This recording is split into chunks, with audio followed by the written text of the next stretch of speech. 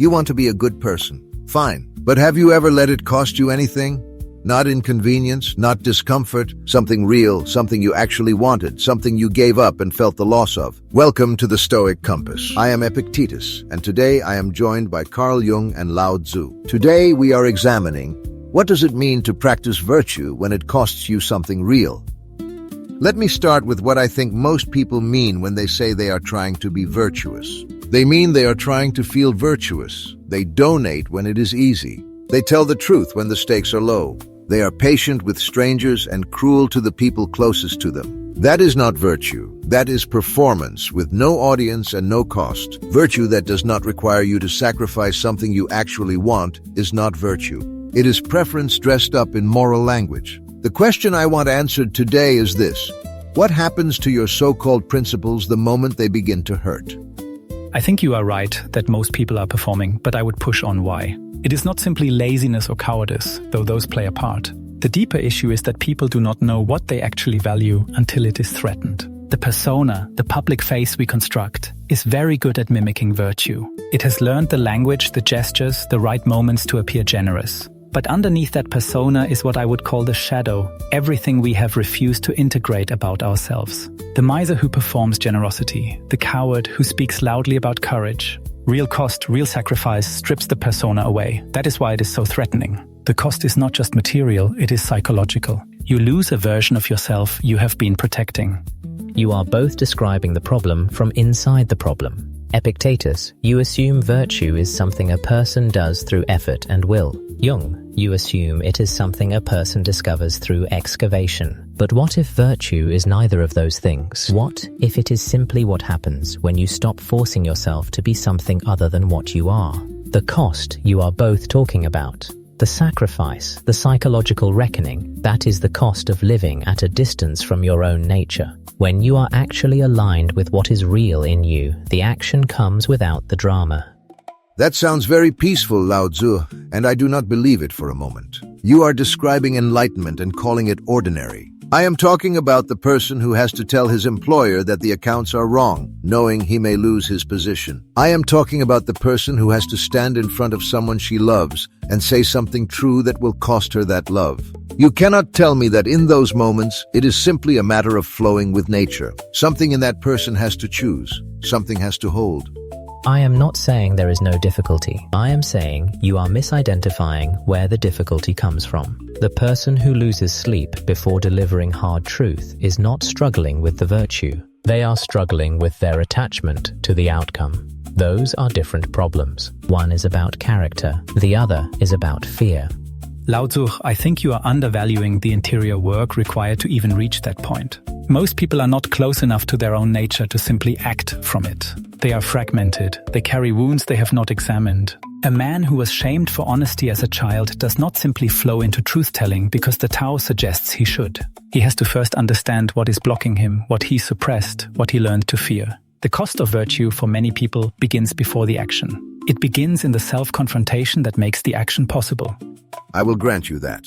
But I think you use the interior work as a way to delay the exterior act indefinitely. At some point, the excavation has to stop and the person has to move. You can spend a lifetime understanding why you are afraid to do the right thing and still never do it.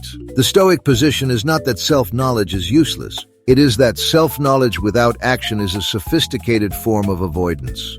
That is not unfair, but action without self-knowledge produces a different problem. The person who acts virtuously from a place of unconscious compensation is not practicing virtue. They are managing anxiety. The soldier who is brave because he cannot admit he feels fear, the person who gives everything away because receiving feels dangerous, these people look virtuous from the outside. The cost they are paying is real, but they do not understand what they are paying it for or why. And that misunderstanding will eventually corrupt the act. Both of you keep circling something you will not name directly. You are both talking about ego. Epictetus, your virtue requires the ego to choose against its preferences. Jung, your virtue requires the ego to see itself clearly. But the ego is the thing that makes virtue feel costly in the first place. It is not that virtue is hard. It is that the self you are trying to protect makes it hard. Now you are being slippery. The ego, as you call it, is where the decision gets made. I cannot act without a self that acts. You are asking me to dissolve the very thing that does the choosing. What is left then? A person who simply drifts with the current and calls it wisdom? Not dissolve, loosen. There is a difference between a person who is gripping the outcome and a person who acts without needing to control what follows. The act can be fully committed and fully free at the same time. I think what LAOZI is pointing at, and I say this tentatively, is something I have seen in certain individuals who have done deep inner work. There is a quality of action that comes after a particular kind of reckoning, where the person is no longer performing for an internal audience either. Not for the shame critic, not for the idealized self-image. The action comes from somewhere quieter. I do not think most people live there, but I think it is real.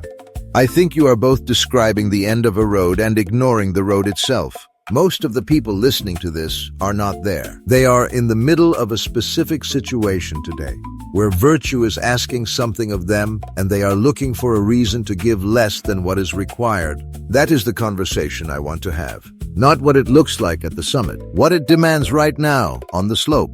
Then tell them what it demands. You are the one who believes in commands. It demands that you stop calculating. The moment you start weighing whether the cost is worth it, you have already decided to protect yourself. Virtue is not a negotiation, it is a direction. You either hold it or you do not. But that is exactly what leads people into rigidity rather than integrity. A person who simply obeys their own moral code without examination can cause enormous harm while feeling entirely righteous.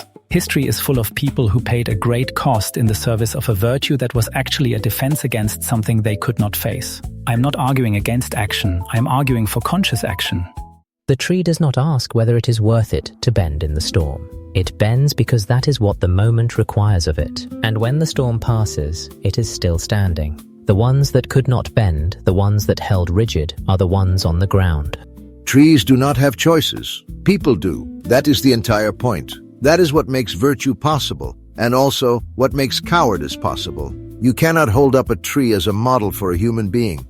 The tree cannot betray itself. We do, every day. And that, I think, is actually the most important thing you have said, EPICTETUS. The capacity for betrayal is also the capacity for genuine virtue. If you could not choose otherwise, the choice means nothing. The shadow exists because the light is real. The wound is the evidence that something worth protecting was there. I am not holding up the tree as a model for human decision-making. I am pointing at what happens when something is aligned with its own nature rather than at war with it. That alignment is available to people too. It is just harder to find because we have so many ideas about what we are supposed to be.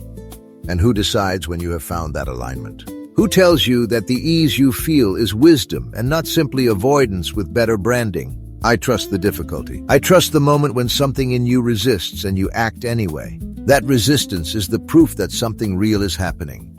Perhaps the resistance is the proof. Or perhaps, in some cases, the resistance is the last signal from a suppressed part of yourself trying to be heard before you silence it permanently. I think you have to know which one you are dealing with. And that knowing requires more than willpower. You are both right about part of it. That is the problem. You are each holding a piece and insisting it is the whole. Then say what the whole is. I cannot say it. That is also part of it. That is a very convenient position. It is not convenient. It is just accurate. Some things cannot be handed over in a sentence. You have to arrive at them yourself, or you have not actually arrived. I think what LAOZI is circling is that the practice of virtue is ultimately a practice of becoming. Not a single act, not a code to follow, not even a series of correct decisions. It is the slow process of becoming the kind of person for whom virtue is no longer primarily a cost, because the self that would bear the cost has changed. That does not mean the sacrifice disappears. It means you understand what you are sacrificing and why, and you do it clear-eyed.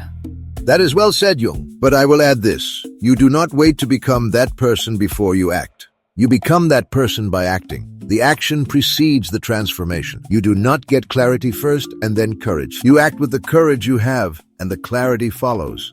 And sometimes the action is to stop, to not force. To recognize that what looks like virtue in this moment is actually your will, trying to impose itself on something that does not require imposition. That is not cowardice. That is discernment. I know the difference between discernment and hesitation. Most people do not.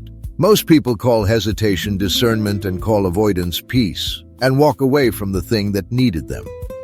That is true. And I would add that the person who cannot tell the difference between genuine discernment and sophisticated avoidance has not yet done the work of looking at themselves honestly. Which brings us back to where I started. The interior examination is not a delay. It is the prerequisite for the action, meaning what you think it means.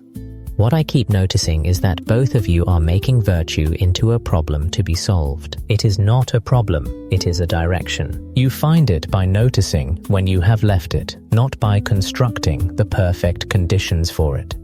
On that at least we agree. You find it by noticing when you have left it, and then you go back. Again and again, without making excuses for the distance you have wandered. You have heard the argument, now hear what the argument was circling without landing on. Virtue costs something real because you are real. This is not a poetic observation. It is a practical one. The moment virtue stops costing you anything, you are no longer practicing it. You are rehearsing it. You are doing the version that preserves everything you wanted to preserve. Here is what actually happens when virtue asks something of you. A voice comes up immediately that begins negotiating. It says, not now, not this time, the stakes are too high, the relationship matters too much, you have already given enough. That voice is not wisdom. It is the part of you that has decided self-preservation is more important than integrity. And it is very fluent. It will give you excellent reasons. The Stoic answer is not to silence that voice through force. It is to see it clearly and act anyway.